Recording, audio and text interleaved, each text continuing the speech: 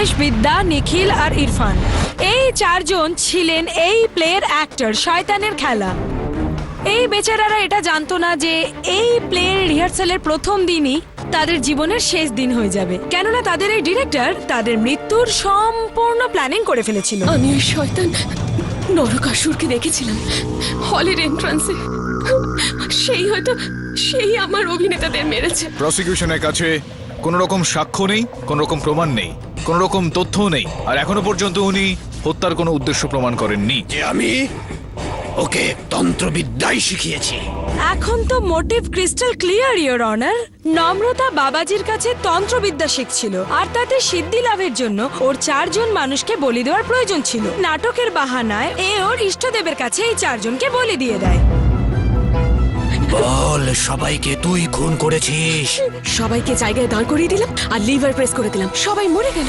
না KD sir, আমি কিছুই করিনি, সব ওই করিয়েছে। কে? নরকাসুর। এই সব কিছু ওই আমাকে দিয়ে বলিয়েছে। থিয়েটার হলে সেদিন ওই ছিল ওখানে, আর সেদিন ওই সবাইকে মেরেছে, আর এবার ও আমাকেও মেরে ফেলবে। প্লিজ প্লিজ কেডি স্যার, আপনি আমাকে বাঁচান প্লিজ।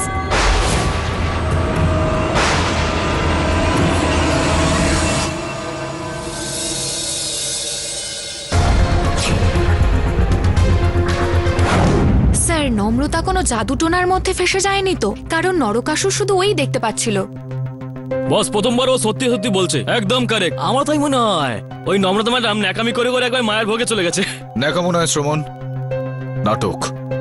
আর এই নাটকটা বীরেন্দ্র লিখেছিল। তোমরা দুজন যাও, ওর সঙ্গে দেখা করো, কথাবার্তা চালাও, এটা জানার চেষ্টা করো যে অন্য কোনো গুরুত্বপূর্ণ তথ্য রয়েছে কিনা ওর কাছে। এ দাঁড়াও দাঁড়াও, কোথায় পালাচ্ছ? হ্যাঁ, কোথায় পালাচ্ছ?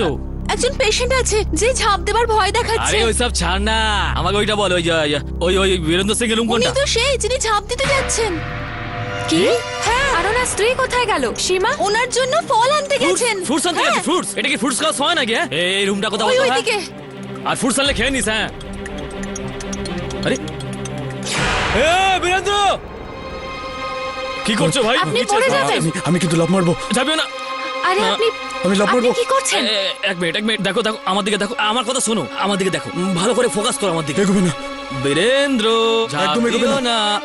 তুমি আমার হাতটা ধরো। আমি লাফ মারবো কিন্তু। আরে পড়ে যাবে নিচে। আরে একদম এগোবে না, আমার কাছে এসো। আরে আমি তোমার বন্ধু। আমাকে এরকম করে তাড়ি দাও। একদম এগোবে না বলছি। আমি এগোচ্ছি না, তুমি এগো।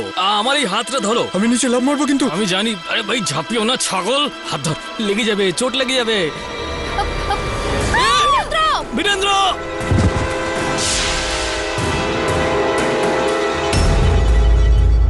বীরেন্দ্রর মৃত্যু থেকে আরো কয়েকটা প্রশ্ন এখানে উঠে আসছে। আর যাই হোক না কেন, কেউ তো রয়েছে যে চায় না যে আমরা বীরেন্দ্রর সঙ্গে কথাবার্তা চালাই। স্যার, এটা হতে পারে যে ও গিল্টি ফিল করছে এই সব মার্ডারের জন্য। আসলে নাটকটা তো ওরই লেখা। না শোনায় না, আমার মনে হয় না এরকমটা হয়েছে। যদি বীরেন্দ্র যদি এরকম কিছু করতে চাইতো তো এই কাজটাও অনেকদিন আগেই করতে পারতো। কেউ একজন রয়েছে যে বীরেন্দ্রকে হত্যা করেছে বা ওকে লাভ দেওয়ার জন্য উস্কানি দেয়। ওই ব্যক্তি ঠিক কে তার থেকে বড় প্রশ্ন হলো যে তিনি এরকমটা করলেন কেন। শ্রমণ, তুই একটা কাজ কর, বীরেন্দ্রর অফিসে গিয়ে দেখ, ওখানে গিয়ে খোঁজ লাগা। যদি এরকম কোনো বস্তু দেখিস যেটা তার নিজের স্থানে নেই, তাহলে সেটা আমার কাছে নিয়ে আয়।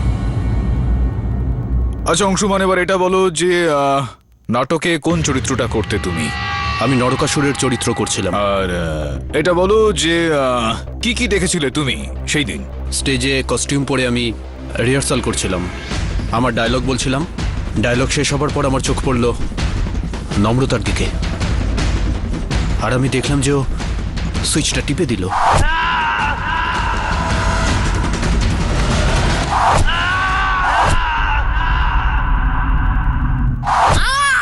যখনই আমার ওই দিনটার কথা মনে পড়ে, একটা ভয়ানক দুঃস্বপ্নের মতো মনে হয়।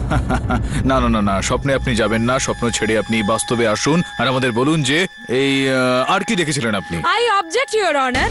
মিস্টার পাঠক বারবার একই প্রশ্ন করে যাচ্ছেন। নম্রতা তার বয়ানে বলেছিল যে ও থিয়েটারের এন্ট্রান্সের বাইরে একটা শয়তানকে দেখেছিল, যেখানে পুলিশকে দেওয়া স্টেটমেন্টে সবাই এটাই বলেছে যে থিয়েটারের এন্ট্রান্সের বাইরে কেউ ছিল না। এর থেকে একটা কথাই প্রমাণ হয় যে নম্রতা মিথ্যে বলছে। হ্যাঁ, আমাদের কেউ ওখানে সেরকম কিছুই দেখেনি। এটা বলো অংশুমান যে সবসময় তুমি এটা চাইছিলে যে তুমি একজন অভিনেতা হবে, আর নাকি অন্য কিছুও ছিল? অন্য কত বছর হলো এই মঞ্চে তুমি অভিনয় করে আসছো? প্রায় 1 বছর ধরে। গত 1 বছর ধরে? হ্যাঁ, স্যার। আচ্ছা, তো তার আগে কি করতে তুমি? আমি আসলে সফটওয়্যার ইঞ্জিনিয়ার ছিলাম 5 বছর ধরে, কিন্তু আমি অ্যাক্টিং করতে ভালোবাসতাম, ওটা আমার প্যাশন ছিল।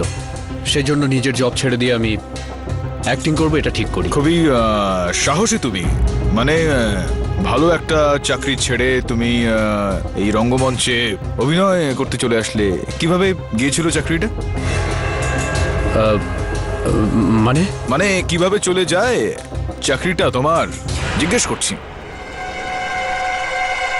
ছেড়েছিলে নাকি ছাড়িয়ে দেওয়া হয়? চলে গিয়েছিল তো চাকরিটা, তোমাকে তাড়িয়ে দেওয়া হয়েছিল চাকরি থেকে। এসব মিথ্যে কথা। মিথ্যা তো তুমি বলছো, কেননা সত্যিটা এখানে আমার সঙ্গে রয়েছে। ইওর অনার, যে কোম্পানিতে ও চাকরি করতো ইওর অনার, ওই কোম্পানি থেকে ওনাকে দেওয়া টার্মিনেশন লেটার, সেটার কপি হচ্ছে এটা, যার মধ্যে স্পষ্টভাবে লেখা রয়েছে যে নেশার পদার্থ মানে ড্রাগস ব্যবহার করার জন্য ওনাকে চাকরি থেকে তাড়িয়ে দেওয়া হচ্ছে।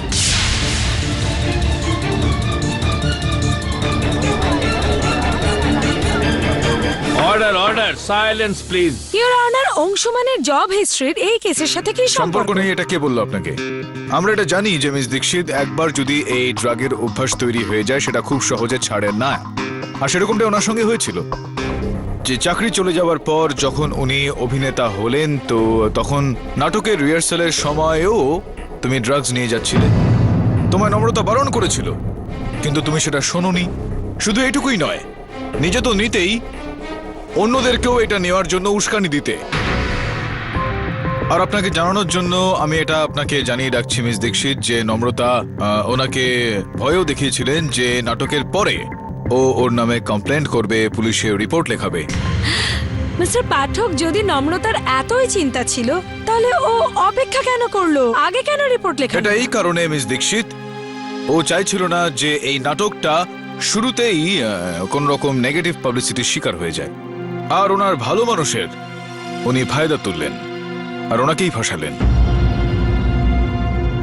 আই অবজেক্ট ইওর অনার, অংশুমানের বিরুদ্ধে এমন কোনো ক্রিমিনাল চার্জেস রেকর্ড নেই, আর এমন কোনো ভায়োলেন্ট ঘটনা ওনার লাইফ হিস্ট্রিতে ঘটেনি যার থেকে মনে হতে পারে যে উনি এমন খুন করতে আজ পারেন। পর্যন্ত করেনি তার মানে এই নয় যে আগামী দিনে করতে পারে না। সমস্ত হত্যাকারীর তো একটা প্রথমবার থাকেই। না ইওর অনার, আমি মানছি যে আমি ড্রাগ নিতাম, কিন্তু আমি নম্রতাকে ফাঁসাইনি। আমি ভেবেছিলাম যে নাটক শেষ হবার পর নম্রতাকে বন্ধুত্বের দোহাই দিয়ে সব মিটমাট করে নেব, কিন্তু এসব আগেই হয়ে গেল। আমি কাউকে খুন করিনি, সত্যি বলছি। আই সোয়ার, আমি কাউকে খুন করিনি, বিশ্বাস করুন। Objection sustain. ইওর অনার, আপনি যদি অনুমতি দেন তোমার পরবর্তী সাক্ষীকে ডাকছি। রাজেশ বাবু, দয়া করে আপনি মহামান্য বিচারককে বলুন যে এই নাটকে কি অবস্থান ছিল আপনার, কি চরিত্র করতেন আপনি? আগে ওই নাটকের জন্য অস্ত্র তৈরি করি। কি ধরনের অস্ত্র বানিয়েছিলেন আপনি? আগে ওই স্পঞ্জের 4টে তীর ছিল। 4টে তীর বানিয়েছিলেন আপনি স্পঞ্জের? বিচিত্র বিষয় হলো এখানে ইওর অনার যে এই ঘটনার পর পুলিশ ঘটনাস্থল থেকে কোন রকম স্পঞ্জের তীর উদ্ধার করেনি। এটা বলুন যে স্বর্গীয় বিদ্যা দেবীর প্রতি আপনার মনে ঠিক কি ধরনের মনোভাব ছিল? আসলে উনি তো নাটকে অভিনেত্রী ছিলেন। সেটা তো ছিলই, কিন্তু আপনার মনে এই বিদ্যা দেবীর প্রতি ঠিক কি রকম ব্যাপার চলছিল? এটা কি সত্যি নয় যে আপনার মনে এমন কিছু বিষয় ছিল যেটা আপনি বারবার বলতে চাইছিলেন, আর বেশ কিছুবার আপনি যোগাযোগ করার চেষ্টা চালিয়ে গিয়েছেন? আসলে ওই আমাদের মধ্যে খুব একটা কথাবার্তা হতো না।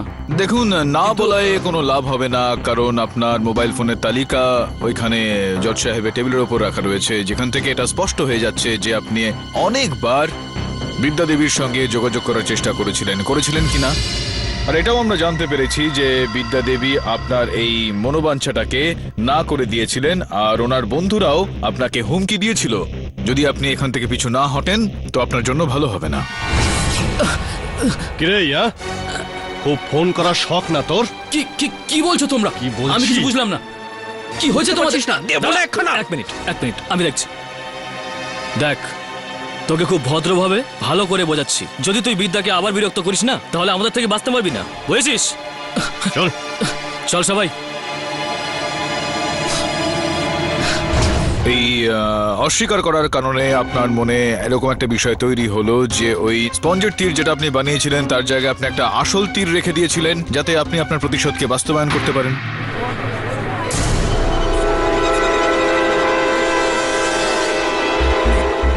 অবজেকশন ইওর অনার, মিস্টার পাঠক কোনো প্রমাণ ছাড়াই সাক্ষীর বিরুদ্ধে অভিযোগ আনছেন। নিজের ক্লায়েন্টকে বাঁচানোর জন্য আপনি যে কোনো কাউকে দোষী সাব্যস্ত করতে পারেন না মিস্টার পাঠক। জজ সাহেব, আমার কথা প্লিজ বিশ্বাস করুন। আমি যে নকল অস্ত্র তৈরি করেছিলাম সেই নকল অস্ত্রই আমি মেশিনে ঢুকিয়েছিলাম। ইওর অনার, ওই তীরগুলোর ওপর নম্রতার আঙুলের ছাপ রয়েছে, ফরেনসিক রিপোর্ট আছে আমার কাছে। আমার মনে হচ্ছে মিস্টার পাঠক খুব তাড়াতাড়িতে আছেন, কোনো প্রমাণ ছাড়াই উনি সিদ্ধান্তে পৌঁছে যেতে চাইছেন। আমার অভিযোগ একদম ঠিক ইওর অনার, আর এই ব্যাপারে আলোকপাত করার জন্য আমি আর একজন সাক্ষীকে ডাকতে চাইছি। ইনি হলেন মিস্টার মনোজ, যিনি নম্রতা থিয়েটারের একজন মেম্বার। মনোজ, আপনি আদালতে বলুন যে আপনি কতদিন ধরে নম্রতার ক্রুয়ের সাথে যুক্ত হ্যাঁ, আছেন। আমি 6 মাস ধরে আছি। 6 মাস ধরে। আর কি কাজ করেন আপনি ওখানে? আসলে আমি স্টেজে সমস্ত মেশিনের দায়িত্বে থাকি। তার মানে আপনি সেই মেশিনেও কাজ করেন যা দিয়ে অস্ত্র চালানো হয়েছিল, আমায় রাইট? হ্যাঁ। আচ্ছা বলুন যে সেই মেশিনটা যেটা দিয়ে অস্ত্র চালানো হয়েছিল সেটা কি সেম ছিল না সেটাকে বদলানো হয়েছিল? ওটা বদলে দেওয়া হয়েছিল। বদলানো হয়েছিল। আপনি একটু খুলে বলুন এ ব্যাপারে। অস্ত্র চালানোর মেশিনটাকে আমি রিহার্সালের একদিন আগে বদলে দিয়েছিলাম, আর এটা আমাকে নম্রতা ম্যাডাম করতে বলেছিলেন। আপনার কি মনে হয় মেশিন বদলানোর খুব দরকার ছিল? আফটার অল আপনি মেশিনের এক্সপার্ট। না, একদমই না। মেশিনটা একদমই ঠিকঠাকই ছিল, কিন্তু আমাকে নম্রতা ম্যাম ফোর্স করেছিলেন মেশিনটাকে বদলাবার জন্য। আপনি বারবার করে বারণ করা সত্ত্বেও হ্যাঁ। আপনার এক্সপার্ট মতামতের বিরুদ্ধে গিয়ে নম্রতা কি বদল করেছিল মেশিনের? হ্যাঁ, এই নতুন মেশিনটা আসল অথবা নকল দুটো অস্ত্রই চালাতে পারতো। এটাই আসল ঘটনা ইওর অনার।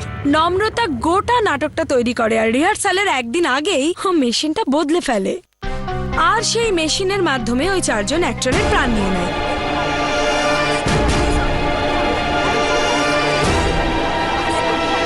এখন এর থেকে বড় প্রমাণ আর কি হতে পারে ইওর অনার? যখন মেশিনটা ঠিক ছিল, তার মধ্যে কোনো গন্ডগোল ছিল না, তা সত্ত্বেও নম্রতা সেই মেশিনটা বদলে ফেললো যাতে করে সেই মেশিনের সাহায্যে সে ওই 4 জন অ্যাক্টরকে মেরে ফেলতে পারে। না ইওর অনার, এই সমস্ত কিছু মিথ্যে। আমি মেশিন এই কারণে বদলাতে বলেছিলাম কেননা আগের শোতে এই মেশিনের একটা ওয়্যার থেকে শর্ট সার্কিট হয়েছিল। সেজন্য আমি ওয়্যারিং এর সাথে সাথে নতুন মেশিন আর অ্যাডভান্স মডেলও লাগিয়েছি। আমি শুধু চেয়েছিলাম যে আমার প্লেটা যেন পারফেক্ট হয় আর সেফ হয়। ইওর অনার, নম্রতা সত্যি কথা বলছে, আর এটার প্রমাণ রয়েছে সংবাদপত্রের এই মুদ্রিত সংবাদগুলো।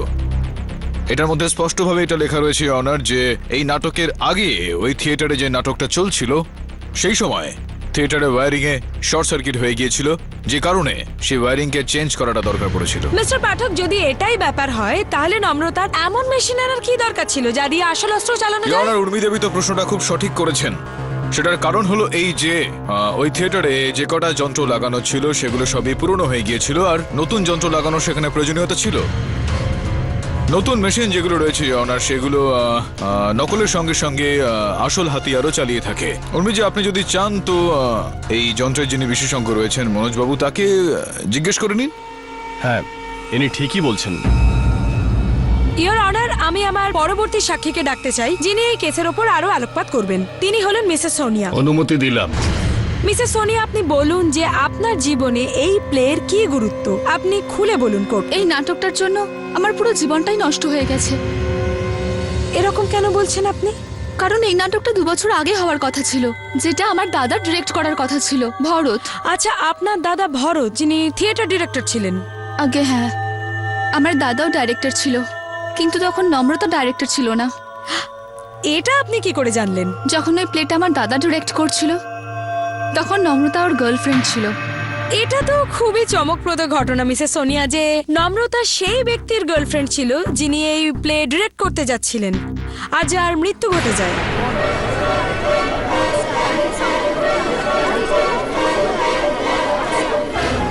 Order order, silence please. আগে আমার দাদা ওর ক্রিউয়ের হেড ছিল আর নম্রতা ওর সাথেই ছিল। আপনি বলবেন যে ভরত বাবুর মৃত্যু কিভাবে ঘটেছিল? আগে আমার দাদার মৃত্যু একটা কার অ্যাক্সিডেন্টের ফলে হয়েছিল। কার অ্যাক্সিডেন্ট? আপনার কি মনে হয় ভরত বাবুর মৃত্যু এই প্লের জন্য হয়েছে, কারণ এই প্লেটাকে অভিশপ্ত বলে মানা হয়? আগে না, এরকম নয়, এটা আপনি কিভাবে বলতে পারেন? আগে আমার দাদার গাড়ির অ্যাক্সিডেন্টটা করানো হয়েছিল। কার অ্যাক্সিডেন্ট করানো হয়েছিল? কে করবে এসব? আমার দাদার গাড়ির যে অ্যাক্সিডেন্ট করেছিল সে আর কেউ নয়, এই নম্রতা। ওই আমার দাদার জীবন নিয়ে নিয়েছে।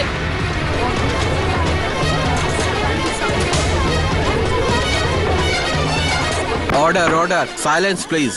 সোনিয়া দেবী, দেখুন, আপনি যা বলতে চান নির্দ্বিধায় বলুন। আপনি প্লিজ আদালতকে বলুন। আমি এটাই বলতে চাই, আমার দাদার খুনি আর কেউ নয়, নম্রতা নিজে। ওর জন্যই আমার দাদার জীবন চলে যায়।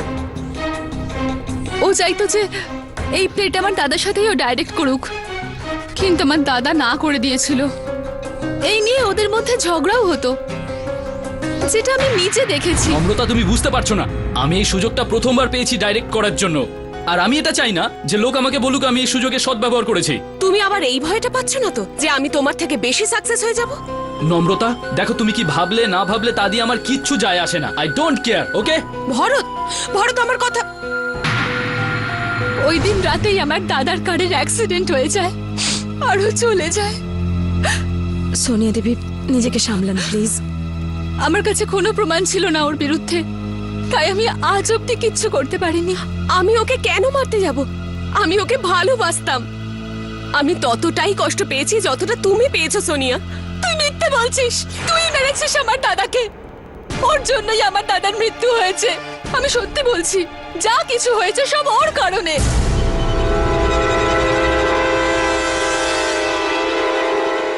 স্যার, বীরেন্দ্রর অফিস থেকে নাটকের এই অরিজিনাল স্ক্রিপ্টটা পাওয়া গেছে। এই নম্রতার কাছে যে খেলার লেখাটা ছিল সেটা থেকে তো এটা আলাদা মনে হচ্ছে। এটা পুরো শেষ পর্যন্ত রয়েছে, যেখানে নম্রতার কাছে যেটা ছিল সেটা অসম্পূর্ণ ছিল। বস, আমি কিছু বুঝতে পারছি না, এর মানে? এটা পড়ে মনে হচ্ছে যে বীরেন্দ্র ওর মৃত্যুটা নিজেই লিখেছিল। হ্যাঁ, এর মধ্যে লেখা আছে যে এই নাটকের লেখক তাকেও নরকাসুর নিজের বশে করে নেয়, আর ওই লেখক উঁচু থেকে লাফ দিয়ে আত্মঘাতী হয়ে যায়। তার মানে বলছো ওই কি নাম যেন, ওই বীরেন্দ্র? হ্যাঁ, বীরেন্দ্র। তার মানে ওই বীরেন্দ্র বাবুকে নরকাসুর টপকে দিয়েছে? কি বলছো বস? না, আমার মনে হচ্ছে যে বীরেন্দ্র ছাড়াও অন্য কোনো ব্যক্তি ছিল যে পুরো এই বিষয়টা পড়েছিল। কেননা এই দুর্ঘটনার পর বীরেন্দ্র নতুন লেখা থেকে লেখকের মরে যাওয়া অংশটা বাদ দিয়ে দিয়েছিল। কিন্তু যেই যেই ব্যক্তি ছিল যারা জানতেন যে এই পুরনো লেখাটা সম্বন্ধে, তারাই এই সব করছে যা এখানে লেখা আছে। বীরেন্দ্রকে হত্যাও সেই করেছে, আর নম্রতাকেও সেই ফাঁসিয়েছে। তার মানে এই নাটকটাকে আরো অভিশপ্ত মানা হবে? আমার মনে হচ্ছে যে এই যে সমস্ত ঘটনাগুলো যা আগে ঘটেছিল আর তারপর নম্রতার এই অভিযোগে ফেঁসে যাওয়া আর বীরেন্দ্রর মৃত্যু, এসবই একই সূত্রে গাঁথা রয়েছে। তাহলে স্যার আমরা আরো সহজে নম্রতাকে নির্দোষ প্রমাণ এ করব। দাঁড়া বস, আমার মনে হচ্ছে ওই সাধু বাবা না একদম সলিড ঘোট পাকাচ্ছে, সলিড। হ্যাঁ, না না না না না না, এইটা খোঁজ নিতে হবে যে বীরেন্দ্র ছাড়া এই প্রথম লেখাটা সম্বন্ধে কে কে জানে, কার এই নাটকটার ব্যর্থতায় ফায়দা রয়েছে। যদি সেই ব্যক্তিকে খুঁজে পাওয়া যায় তো ধরে নাও হত্যাকারীকে পাওয়া যাবে। ইওর অনার, আমি সর্বপ্রথম বাবা সংকট বিমুক্তকে কাঠগড়ায় রাখতে চাইব। Permission granted. এটা বলুন যে নম্রতার সঙ্গে আপনার কোথায় এবং কবে দেখা হয়? এই হলো আসল কথা। এই যে বালিকা কাঠগড়ায় দাঁড়িয়ে আছে, আমার সাথে 1 বছর আগে আশ্রমে দেখা করতে এসেছিল। কেন কেন এসেছিলেন? কি শিখতে এসেছিলেন? সেটাই যেটা সবাই আমার কাছে শেখার জন্য উদ্গ্রীব হয়ে থাকে, নরক, সিদ্ধি, তন্ত্র।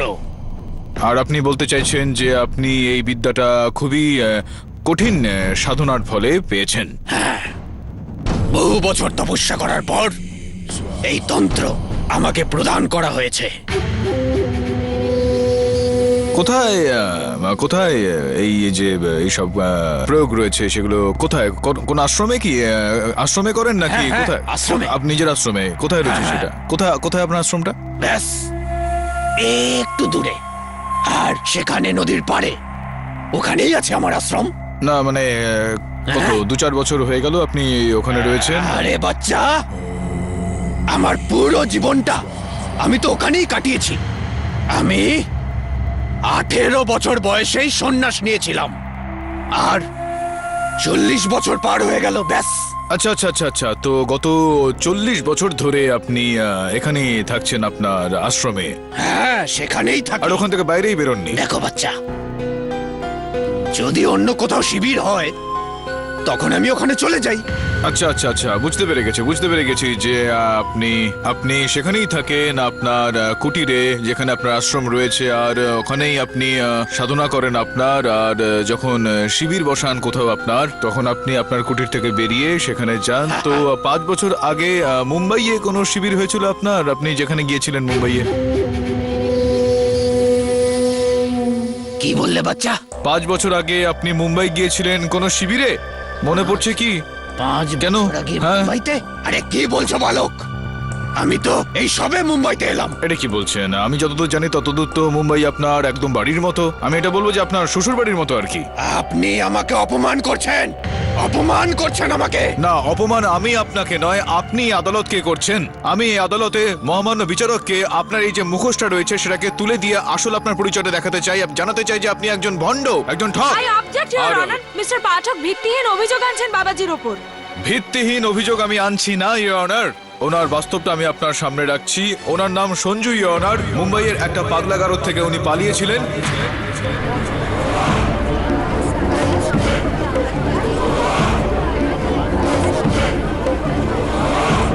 Order order, silence please.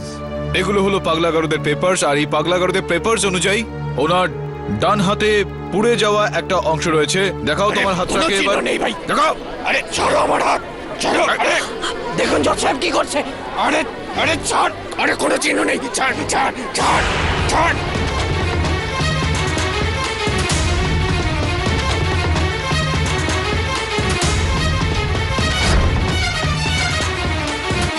এবার আপনি বলুন ইওর অনার, যেই ব্যক্তি মুম্বাইয়ের একটা পাগলাগারদ থেকে গত 5 বছর আগে পালিয়েছে, সে একটা আশ্রমে 40 বছর ধরে কি করে থাকতে পারে? আপনি বলুন। বাবাজির সত্যিটা বদলে গেলে এই কেসের ফ্যাক্ট বদলে যায় না ইওর অনার। নম্রতার ফিঙ্গারপ্রিন্ট পাওয়া গেছে অস্ত্রের ওপর। ওর কাছে সম্পূর্ণ মোটিভ ছিল 4 জনকে মারার, আর বাবাজির সত্যতার জন্য নম্রতা এই কেস থেকে মুক্তি পেয়ে যেতে পারে না। মিস্টার পাঠক অযথাই কেসটাকে ঘোরাতে চাইছেন ইওর অনার, আর এখন আমি এই কেসে আরো কিছু পোক্ত প্রমাণ দেওয়ার জন্য সীমা দেবীকে কিছু প্রশ্ন করতে চাইবো। অনুমতি দিলাম।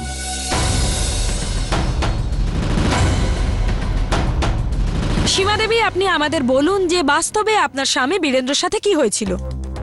বীরেন্দ্রর শরীর ক্রমশ ভালো হচ্ছিল, কিন্তু কিন্তু কি? মনে হলো বীরেন্দ্র এইসব থেকে দূরে থাকলে তাহলে হয়তো ভালো হয়ে যাবে। আর এই নাটকের জন্য, নাটকের কারণে ওর মৃত্যু হলো।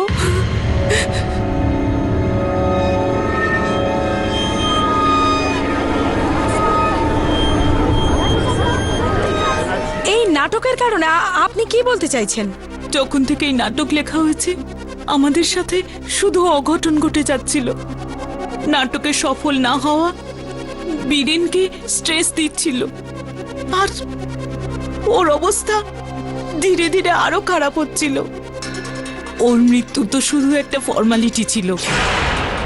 আমার মনে হয়েছিল যে সত্যি নাটকটা অভিশপ্ত, কিন্তু আমার হাজব্যান্ড মরতে মরতে আমাকে সত্যিটা বলেছে। কি সত্যি বলেছিলেন উনি আপনাকে? ওর বই থেকে পাওয়া সেই চিঠিটা।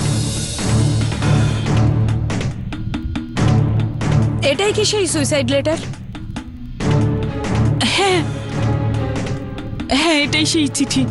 এই চিঠিতে লেখা আছে যে নম্রতাই ওকে পাগল করে দিয়েছিল। নিরাশ হয়ে গিয়েছিল ও জীবনের প্রতি। নম্রতা আর এই নাটক, এই দুইয়ে বিরক্ত হয়ে উনি আত্মহত্যা করলেন।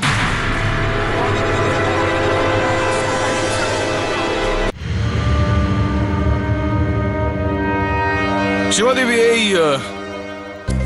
এই আত্মহত্যার চিঠিটা আমিও পড়েছি, আর এটার মধ্যে লেখা রয়েছে অনার যে আমি ওর প্রতি বিরক্ত হয়ে গিয়েছি। এখন আমি ওকে ঘৃণা করি আর ওর সঙ্গে আর থাকতে পারবো না, আমি এইভাবে জীবন কাটাতে পারবো না। নম্রতা কোথাও এটা লেখা নেই অনার। এখন এই ওটা যে কেউ হতে পারে। মিস্টার পাঠক, তার মানে কোনো প্রমাণের মধ্যে কোনো সত্যতা নেই? আপনি যা বলছেন শুধু সেটাই সত্যি? মিস্টার পাঠক তো আমাদের বোকা বানানোর চেষ্টা করছেন ইওর অনার। এই লেটারটা হ্যান্ডরাইটিং এক্সপার্ট টেস্ট করেছেন, আর সেই রেজাল্ট অনুযায়ী এটা 100% মিস্টার বীরেন্দ্ররই হ্যান্ডরাইটিং। ইয়নার, আমি কোথায় এই বিষয়টা অস্বীকার করছি যে এই চিঠিটা বীরেন্দ্রবাবুরই নিজের হাতে লেখা। আমি মেনে নিচ্ছি এই বিষয়টাকে। আর মৃত্যুর পরে তো কেউ আর চিঠি লিখতে পারে না, তাই আমি এই বিষয়টাও মেনে নিচ্ছি যে এইটা বীরেন্দ্রবাবু মৃত্যুর আগেই লিখেছিলেন, কিন্তু মৃত্যুর অনেকটা সময় আগেই ইয়নার। মিস্টার পাঠক, তার মানে কি কেউ আপনাকে জিজ্ঞাসা করে সুইসাইড লেটার লিখবেন, কখন লিখবেন আর তারপরেই তিনি সুইসাইড করবেন? আপনি ঠিক করবেন এসব? না, এটা তো যে মরবে সেই ঠিক করবে। কিন্তু ইয়নার, আমি এইটা মানছি না যে বীরেন্দ্রবাবু আত্মহত্যা করেছেন। আত্মহত্যা বলেছে পুলিশ ওনার মৃত্যুটাকে, কিন্তু ওনাকে উস্কানো হয়েছিল ইয়নার। ওনাকে বাধ্য করা হয়েছিল আত্মহত্যা করার জন্য, যেটা একটা হত্যার শামিল।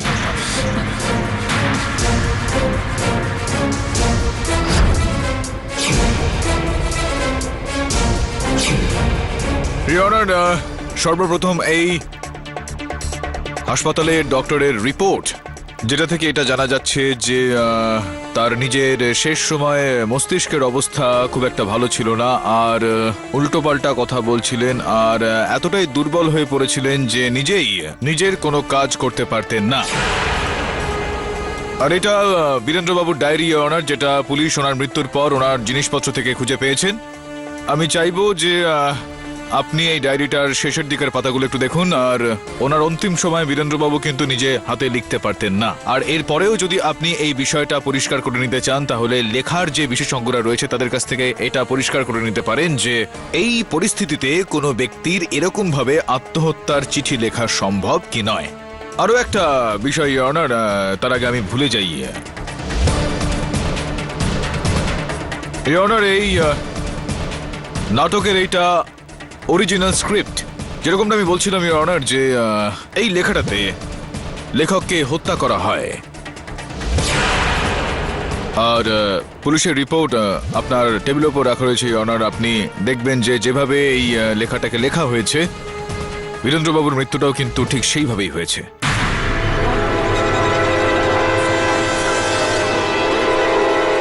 যেটা এই বিষয়টা প্রমাণ করছে যে ওনাকে আত্মহত্যা করার জন্য চাপ দেওয়া হয়। আর যেরকমটা আমি বললাম, এটা আসলে একটা হত্যার শামিল। এখন সীমা দেবী, আমি আপনার কাছ থেকে জানতে চাইছিলাম যে হ্যাঁ ইওর অনার, যদি আপনি অনুমতি দেন তো। অনুমতি দিলাম। ধন্যবাদ ইওর অনার।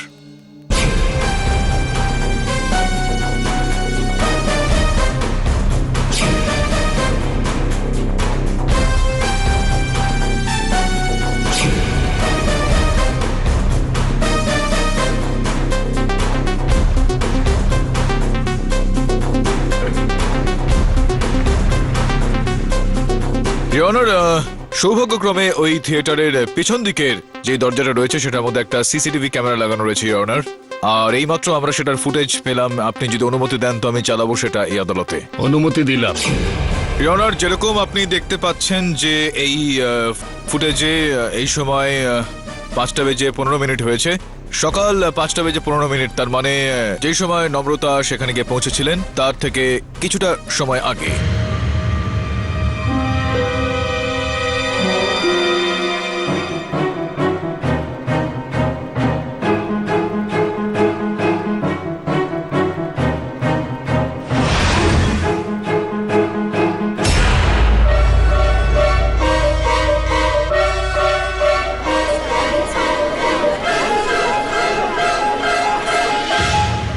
যেরকমটা আপনি দেখলেন যে কোনো ব্যক্তি কালো কাপড়ে পেছনের দরজা দিয়ে আসলেন আর সিসিটিভি ক্যামেরাটা ভেঙে দিলেন, যাতে জানতে না পারা যায় যে সে কে।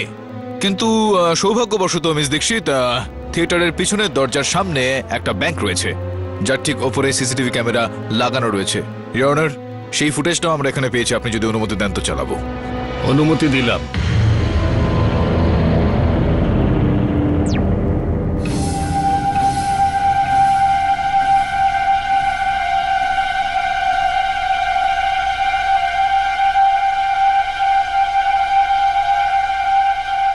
ইওর অনার, এই দুটো ক্যামেরার ফুটেজ থেকে এখন এটা স্পষ্ট হয়ে যাচ্ছে যে নম্রতার সেখানে পৌঁছানোর আগে অন্য কোনো ব্যক্তি কালো কাপড় পরে থিয়েটারের ভেতরে গিয়েছিল। নম্রতা ওখানে পৌঁছলেন, সমস্ত বিষয় তিনি খতিয়ে দেখলেন, আর নম্রতা চলে যাওয়ার পর স্পঞ্জের যে তীর লাগানো হয়েছিল ইওর অনার, সেই জায়গায় এই ব্যক্তি আসল তীর রেখে দিলেন।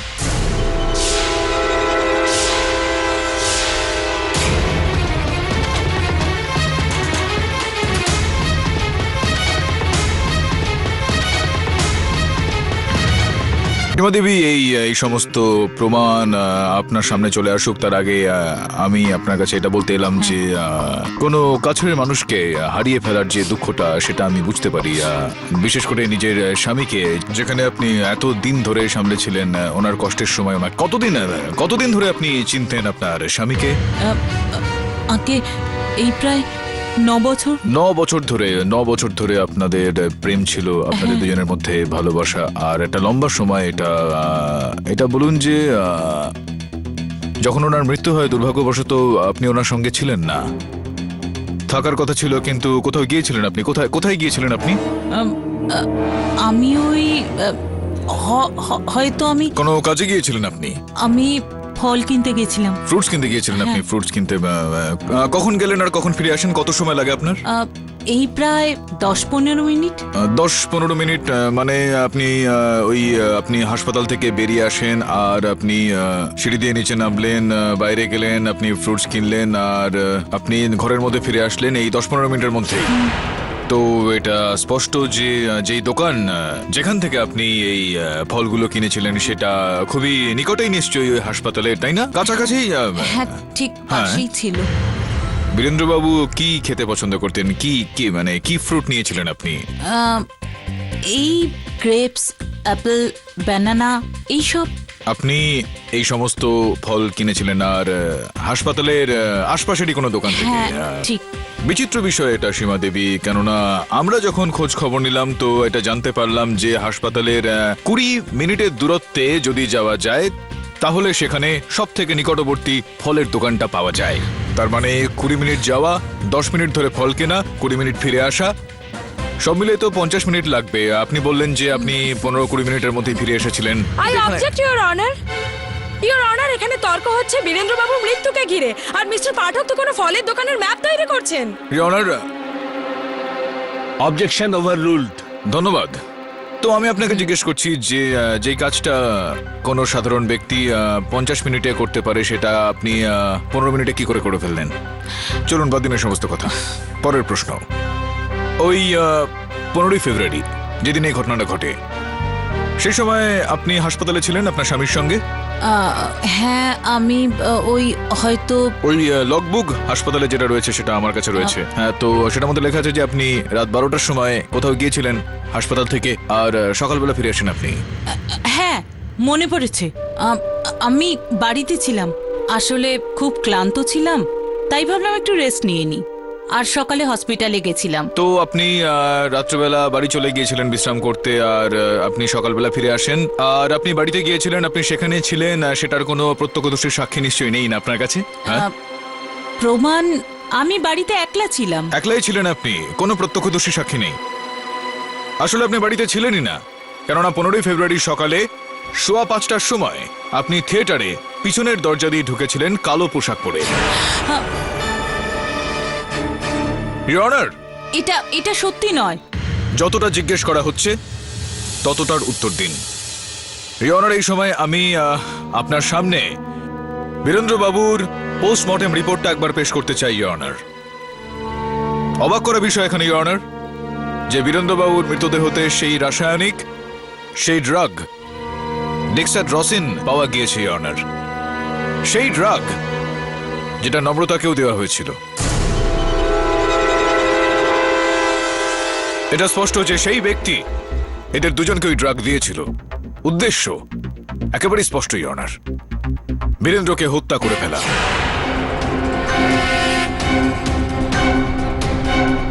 সীমা দেবী, আপনি বলছিলেন যে আপনার স্বামীকে নার্স ওষুধ দিত, কিন্তু কখনো কখনো আপনি নিজেও ওনাকে ওষুধ দিতেন।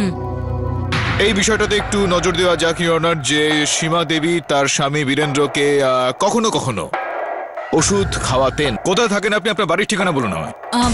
আগে 403 রয়্যাল অ্যাপার্টমেন্ট, বাসি। 403 রয়্যাল অ্যাপার্টমেন্ট, বাসি। বাসি। ব্যাস এই গেলাম আর এই এলাম।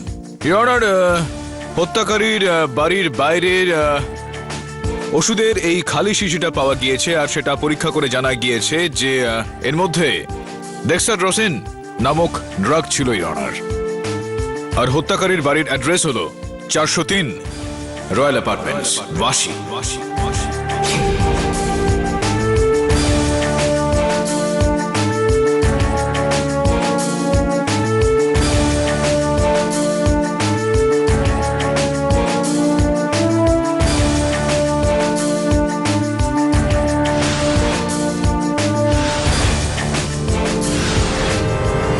অবজেকশন ইওর অনার, এই ওষুধ একটা বিল্ডিং এর ডাস্টবিন থেকে পাওয়া গেছে, আর সেই বিল্ডিং এ আরো লোক থাকেন। এটা যে কোনো কারণ হতে পারে। এর থেকে কি আরে প্রমাণ হয়? প্রমাণ হয় মিস দীক্ষিত।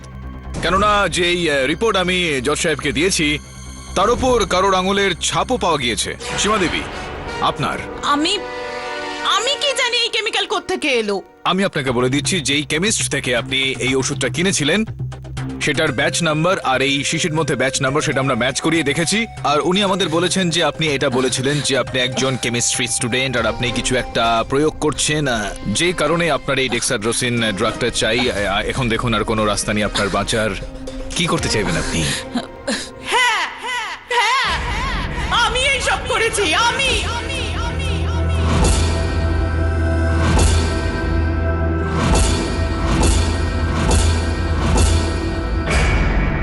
এই নাটকটা আমি এই জন্য হতে দিইনি, কারণ এই নাটকটা বীরেন্দ্র নয়, আমি লিখেছি এটা। এই নাটক আমার। সবসময় একজন ট্যালেন্টেড রাইটার ছিলাম, আমার গুণকে সবসময় সম্মান করতাম, কিন্তু বীরেন্দ্র ও আমার লেখাকে নিজের নাম দিয়ে বেচতে শুরু করলো। আমার সব কাজের ক্রেডিট ও নিত।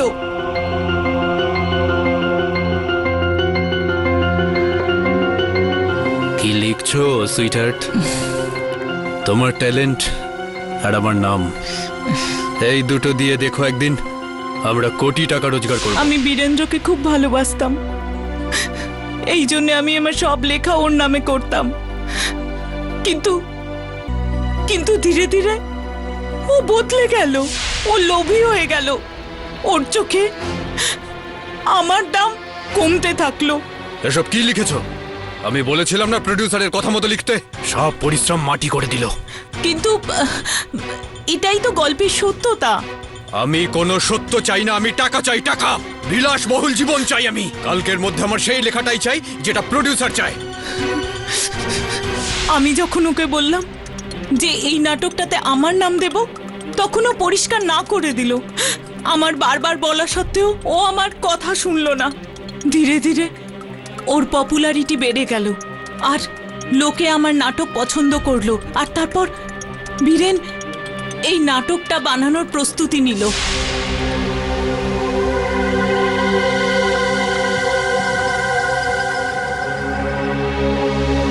লেখা হবে এইরকম বীরেন্দ্র, দেখবে একদিন এই প্লে তোমাকে একদিন না একদিন কোথা থেকে কোথায় পৌঁছে দেবে। আমি বারবার ওকে বলেছিলাম যে এই নাটকটা আমি নিজের জন্য লিখেছি, কিন্তু বীরেন আমার একটা কথাও শোনেনি। তারপর ফাইনালি আমি ডিসাইড করলাম যে আমি এই নাটক কখনো বানাতে দেব না। 5 বছর আগে যে থিয়েটারে এই নাটক হওয়ার কথা ছিল, সেই থিয়েটারটা আমি জ্বালিয়ে দিয়েছিলাম। কিছু বছর পরেই এই নাটকটা আবার বানানোর কথা হলো, যাতে বীরেন্দ্র পপুলার হয়ে যায়। কিন্তু আমি এটা চাইনি। ভরত যেন বাঁচতে না পারে। তোমার টাকা তুমি ঠিক সময় পেয়ে যাবে, কিন্তু হ্যাঁ, কোনো ভুল যেন না হয়।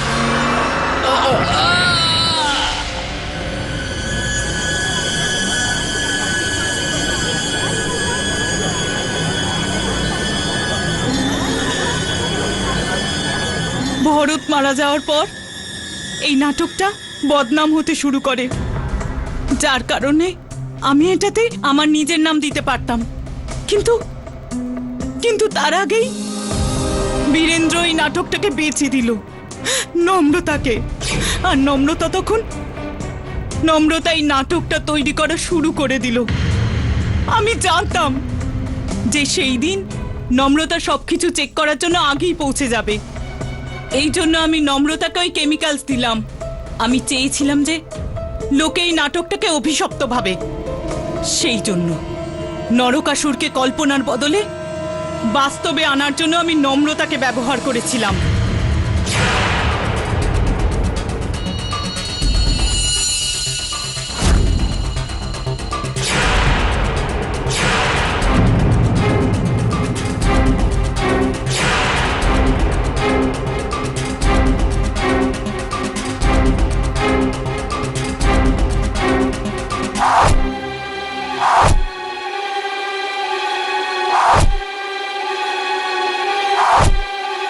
এইসব মৃত্যুর পেছনে আমার হাত আছে। এই ব্যাপারে বীরেন্দ্র জেনে গিয়েছিল।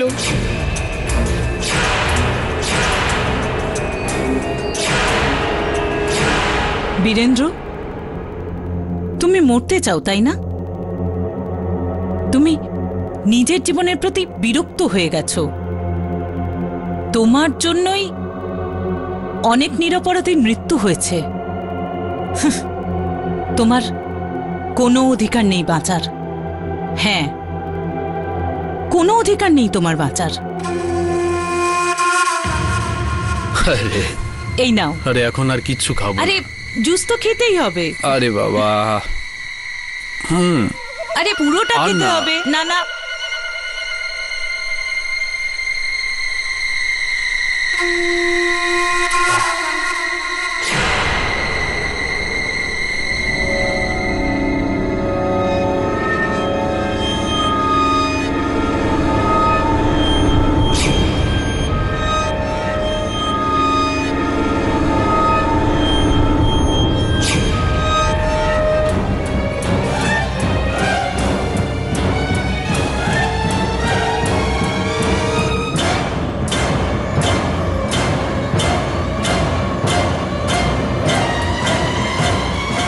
আমি তো ওকে এর থেকেও বাজেভাবে মারতে চেয়েছিলাম, কারণ ওর চোখে আমার কোনো সম্মানই ছিল না। ও সব সময় আমাকে নিজের স্বার্থের জন্য ব্যবহার করত। মেরে ফেলেছি আমি সবাইকে। The defence rest your honour. সমস্ত সাক্ষ্য এবং প্রমাণের উপর ভিত্তি করে এই আদালত মিস সীমা সিংকে দোষী সাব্যস্ত করে যাবজ্জীবন কারাদণ্ড দিচ্ছে। আর মিস নম্রতা নির্দোষী প্রমাণিত হওয়ায় সসম্মানে মুক্তি পাচ্ছে। The case is closed.